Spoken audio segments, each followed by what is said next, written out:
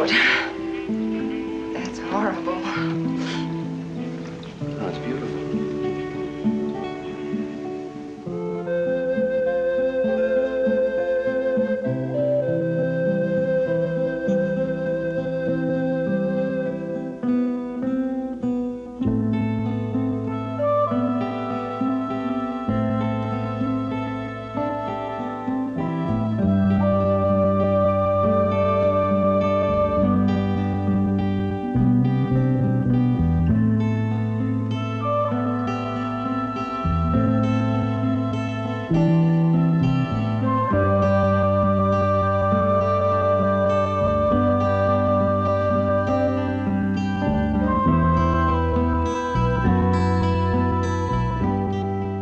J'étais souvent aux États-Unis et à travers mes rapports déjà établis avec un certain nombre de personnes, j'ai été à même de voir très tôt des premiers films de gens qui n'avaient pas encore commencé à tourner.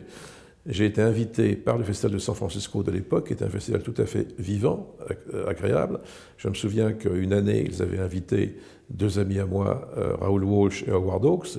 Et en 1970, j'étais donc à San Francisco quand a eu lieu la première de Portrait d'un enfant déchu. Well, here she is. Why did you bother to come at all? It's all right. Don't pay any attention to him. Come on, I'll get you dressed. J'avais aucun préjugé contre, mais un certain scepticisme du fait que Richard Berg était un nom extrêmement connu, comme un très grand photographe de mode, un photographe de mode qui avait également beaucoup de succès, et qui était considéré aussi comme un playboy, quelqu'un qui était dans la vie nocturne de New York, qui était très présent, mais j'y suis quand même allé parce que c'était un festival où il y avait un film par jour, ou peut-être deux films par jour, un en matinée et en soirée. C'était pas comme c'est maintenant. Et puis bon, c'était une atmosphère très agréable. Et j'ai énormément aimé le film, alors que le public, ouvertement, ne s'accrochait pas au film. Non seulement ne s'accrochait pas au film, mais même on sentait qu'il était froid, voire qu'il partait. Et critique le lendemain a été très mauvaise pratiquement partout. Je pense qu'il faudrait vraiment chercher aujourd'hui quels sont les critiques américains qui, à l'époque, avaient aimé le film. Je pense que c'était beaucoup venant d'un préjugé du fait que Jerry était non seulement connu comme photographe de mode, ce qui paraissait superficiel, mais aussi parce qu'il avait été il a été copropriétaire d'un nightclub, enfin d'une boîte de nuit, d'une discothèque, je ne sais pas exactement ce que c'était. Et quand il était photographe de mode, il y avait des mannequins, et donc c'était une discothèque qui était très, très, très animée par des mannequins, et donc les gens avaient estimé qu'il était quelqu'un de très superficiel. Bon, il se trouvait que j'étais en très bon rapport à l'époque avec quelqu'un d'important à Universal, Jennings Lang.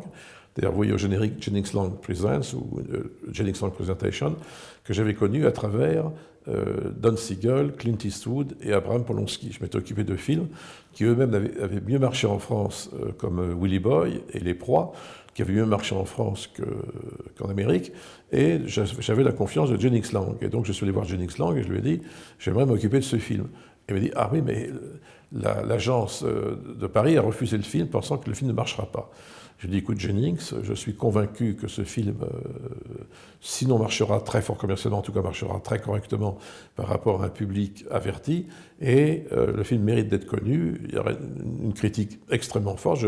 Je sens que la critique française sera immensément supérieure à la critique américaine, et je suis prêt à faire le film gratuitement. On a tenté, effectivement.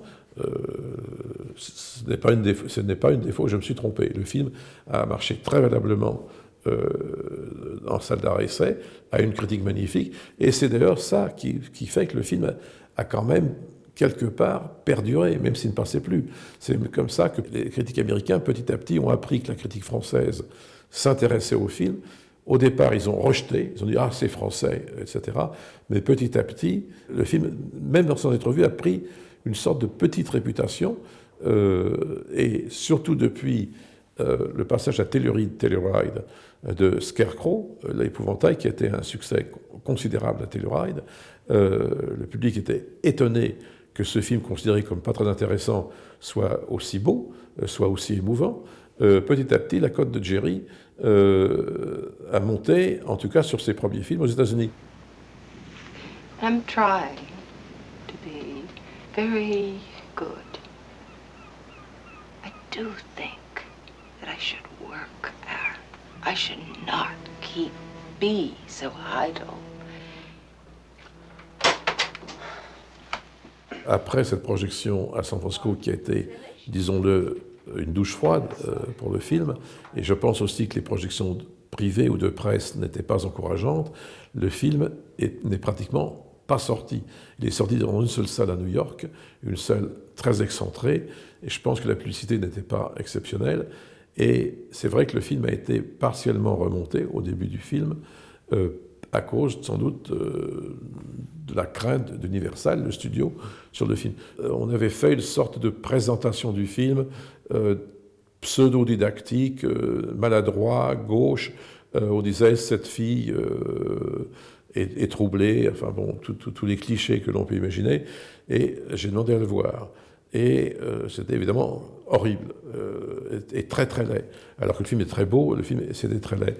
Donc le film a disparu très vite des écrans, n'est pratiquement...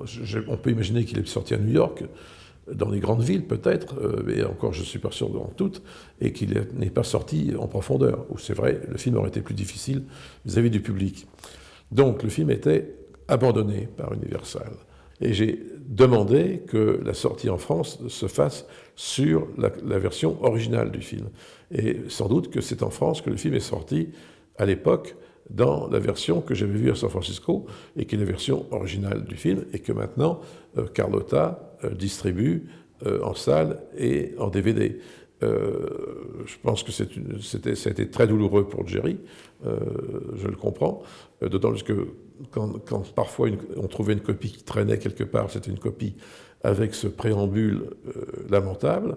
Bon, maintenant, justice a été faite, c'est réparé, et je pense que c'est, bon, disons-le parce qu'effectivement, historiquement c'est vrai, mais je pense que ça n'a pas d'importance par rapport à l'étude que l'on peut et doit faire sur ce film.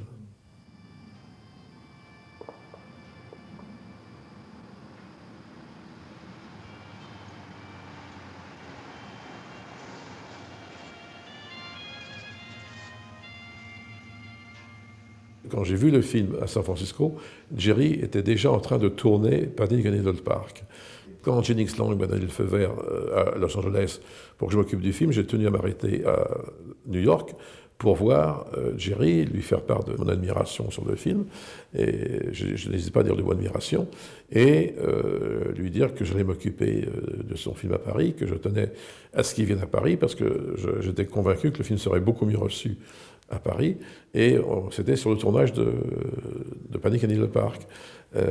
Et il se trouve qu'on a aussi beaucoup sympathisé. Évidemment, le terrain était favorable, j'adorais son film, et lui était heureux qu'un Français aime son film, le terrain était favorable, mais on a tout de suite sympathisé, on est devenus très très rapidement de grands amis. Jerry n'a jamais appartenu ni au point de vue groupe, ni au point de vue famille, ni au point de vue esthétique, ni au point de vue quoi que ce soit au Nouvel Hollywood. Jerry est un homme de New York qui a fait ses films à partir de New York. D'ailleurs, les portraits et Panic ont été tournés à New York. Scarecrow n'est pas tourné à New York, mais lui vivait toujours à New York. Et il n'était pas monté dans l'industrie petit à petit comme d'autres.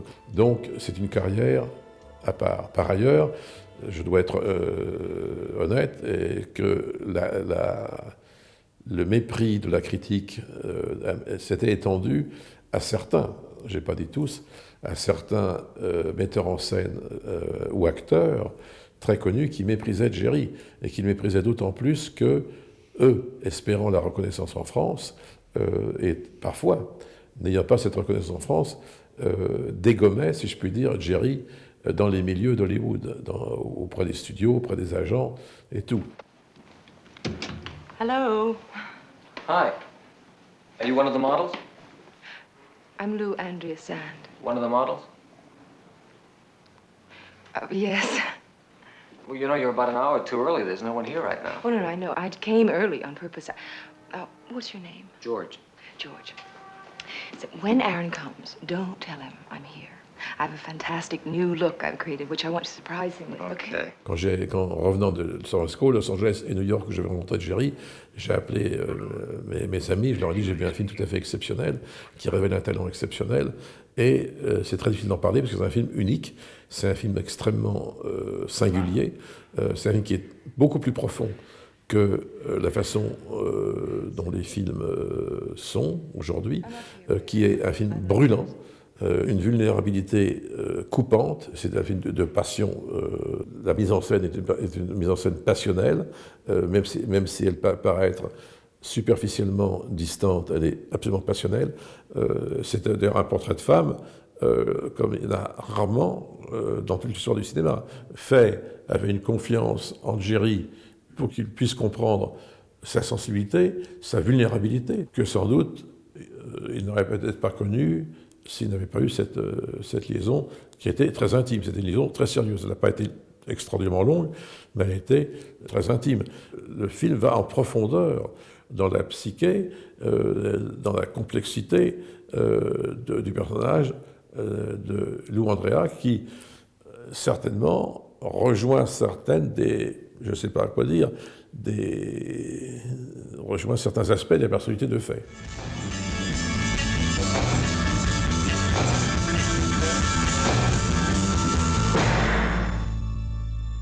La chose que je mets en avant, c'est une chose très importante, c'est, je pense que ça va quand même faire réfléchir qu'un film aussi grand, aussi moderne, qui reste aussi vivant, aussi moderne, ait pu être ignoré pendant des années. Maintenant, il commence à être reconnu et reconnu, et c'est très bien. Et donc, méfiez-vous de vos paresses mentales, de vos préjugés, etc.